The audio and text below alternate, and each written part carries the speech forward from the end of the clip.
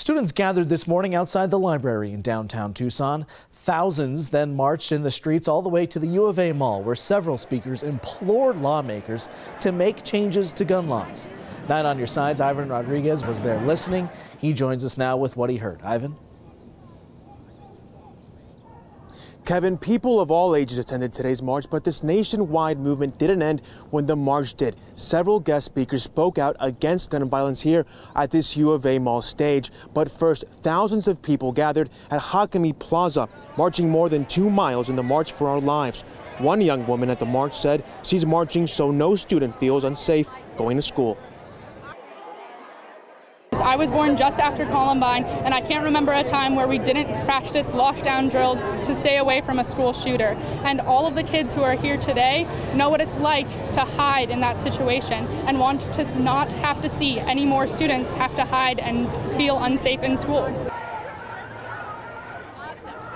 Roxana Green also spoke with KGUN 9. Her 9-year-old daughter, Christina Taylor, was killed during the shooting in Tucson at a Gabrielle Giffords event.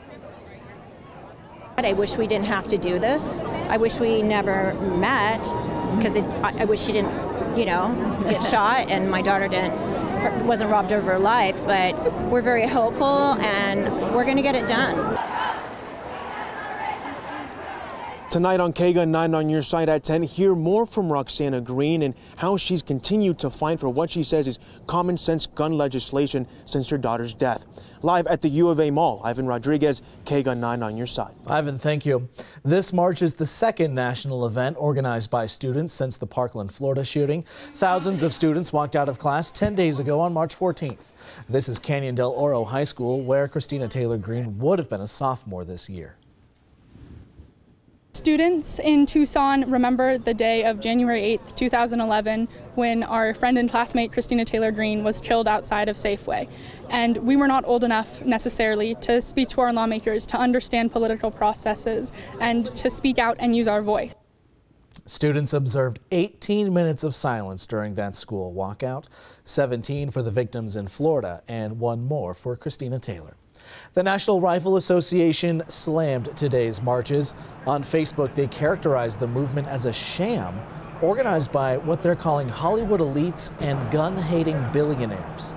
Their post accused those people of manipulating these young students in an effort to destroy the Second Amendment. But organizers of these marches say they are trying to maintain their momentum. Yesterday, they talked with Mark Kelly, Gabrielle Giffords' husband, and he emphasized to them the importance of voting. They're going to care about you showing up here and marching in the streets of Tucson, but what they're going to care about as much, what all of you do on the day after this march, the week after, the month after, and then it's about really showing up and having your voices heard in an election. Kelly went on to say it's not only is it important for students to register to vote, but to actually show up and vote. Arizona voter turnout in the 2016 general election was 29%.